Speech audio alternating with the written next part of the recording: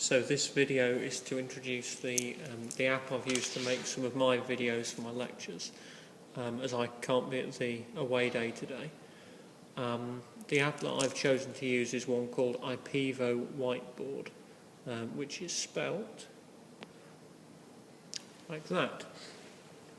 And if you want to see any of my my videos, you can find them from my website. If you search for A. Borman Physics in Google, it's the first site that comes up, and there's a load of videos linked to on YouTube from that site.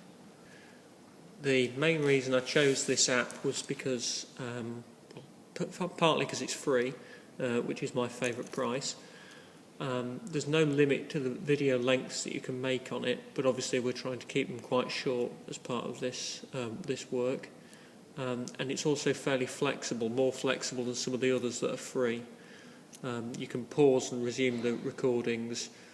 You can save the videos directly to your computer rather than to a third-party server. It uses the internal microphone of the iPad, and it allows for multiple pages and multiple boards. You can refer backwards and forwards to different sets of notes, which some of the other free apps don't do. It actually doesn't take very long to record either, or to get online and finish, but I'll do the uploading as a separate video if you're interested in it. So I can see at the moment a series of tools on my screen that you won't be able to. So if I just pause the video and put a screenshot on, I'll explain what some of the tools do and how I use them to help with my video for the students that aren't there. So you can now see all of the icons that I can see. If I just explain what some of those do, and one of the things that I have to remember is that you can't see where I'm pointing with my stylus, so I'll have to draw some arrows on. So the first one we've got this icon here, this first button, is the one we're currently on, so that's letting me show a whiteboard, and it could be a whiteboard, but in this case I've imported an image of the screen that I can see, so there's a screenshot there.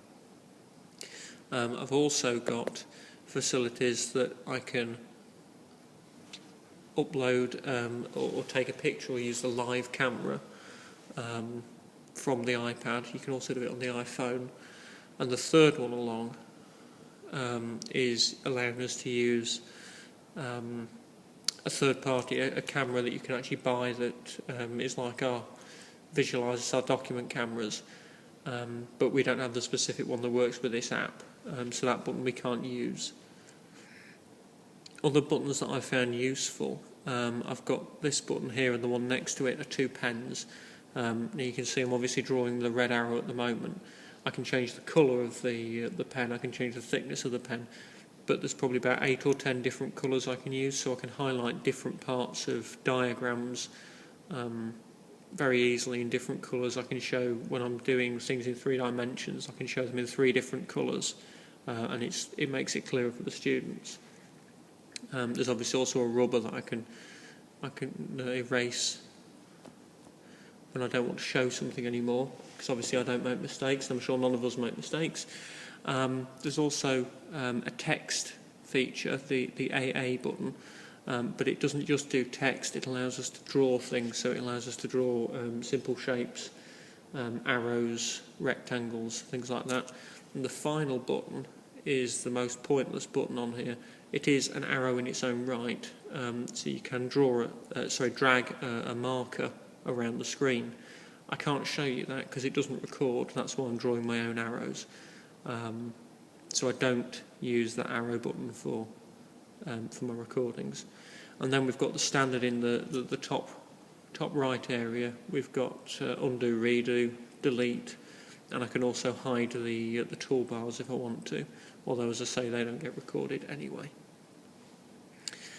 And then in the bottom corner we've got the more useful bits, because in the bottom corner we've got a place where you can take a snapshot of your screen after you've written on it, so you can upload still images onto Blackboard if you want to.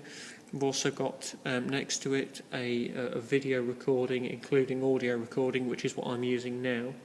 Once you click that, there is it changes to a stop button. There's also a pause feature, which is very useful, because if you're doing a 20-minute video, then you're going to want to pause it to have a drink or to find your next set of notes. And some of the free apps don't normally let you pause the recording, so this one's particularly good for that. In the middle section, I can also navigate between screens. So you see at the moment I'm on screen in fact you can't see I'm on screen 2 of 2, but I'm on screen 2 of 2. I can change that, so if I click on this middle section here, you won't be able to see the actions that are happening, so I'll have to describe them to you. But if you click on the middle section, it opens all of the screens that you've produced, so you can go backwards and forwards in your notes, or in your lectures, in your videos. That's something that some of the free apps don't allow. They sometimes only allow one screen, and you have to rub it all off to start again. So that's an advantage of this app.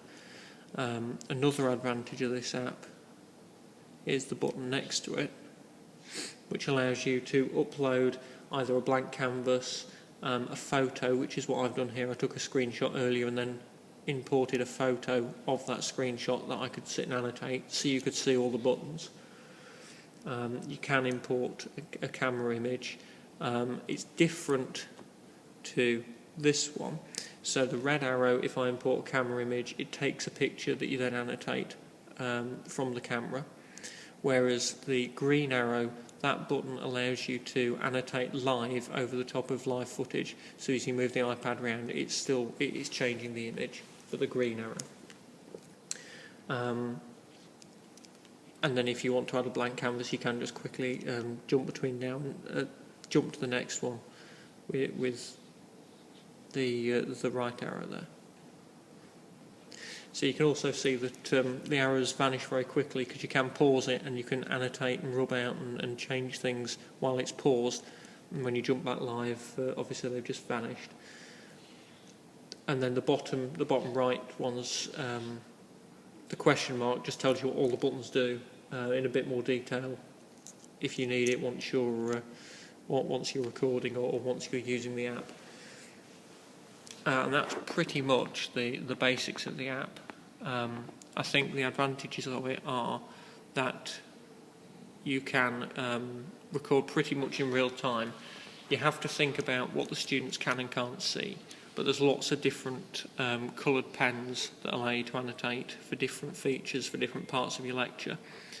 And then the other key advantage is it's very easy to get it from the iPad or iPhone or whatever you're using and onto, ultimately onto Blackboard. I've chosen to use YouTube because it was slightly more reliable than the university software, but I'll show you how I did that in a separate video.